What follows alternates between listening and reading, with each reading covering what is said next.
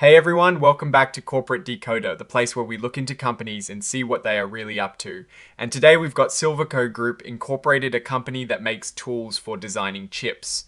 Now, this report is a bit different. It is not a full quarterly or annual report, but a current report, meaning something important happened, and it looks like Silvaco is trying to cut costs, which usually means laying people off. So let's decode what that means for them and for us. Before we dive in, if you like getting straight insights from company documents like this, make sure you are subscribed. We also have a Discord community linked in the description below where we talk more about these things. Alright, so here is the deal. The report is dated the 24th of November 2025, and it tells us about decisions made around that time. It is an 8K filing, which is like a heads up to investors that something significant has happened. And in this case, that something is a big cost cutting effort.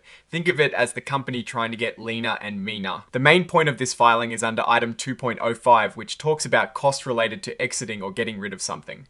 Basically, the company is restructuring. They started this in October 2025. The goal is to make the company run smoother, get things done better, and ultimately make shareholders happier. A big part of this restructuring was an initial involuntary layoff of employees in the United States on the 24th of November 2025. This isn't just one quick layoff though, they're also offering voluntary early retirement and exit programs. Plus, they're planning more layoffs and closing some locations around the world. When you add it all up, Silvaco expects to see charges to its financial results, meaning expenses that show up on their books between $2 million and $5 million. These costs are mostly for paying people severance, which is money given to employees when they leave, and other one-time costs like closing those sites. They want to get most of this done pretty quickly. The plan is to have most of the affected employees out the door by the end of December 2025, and they aim to basically finish up this whole restructuring process by sometime in 2026. Now, this part is important for anyone trying to predict the future of Silvaco. The company is telling us that what they're saying about the restructuring size, timing, and costs are forward-looking statements. That is a fancy way of saying they're educated guesses. Real-world stuff can change. For example, things might take longer than planned, or the cost could be more or less than they think. They mention that actual results could be quite different. They point to other filings for more details on risks, which is standard practice. And who is signing off on this important news, letting us know it is official? It is Christopher Zegarelli, the Chief Financial Officer. When the CFO signs off on something like this, it means the company's financial leadership is behind the decisions being announced.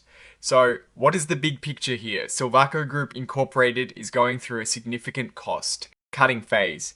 They are trimming down their workforce and operations, likely in response to economic conditions, or perhaps a need to become more efficient to stay competitive in the chip design software market.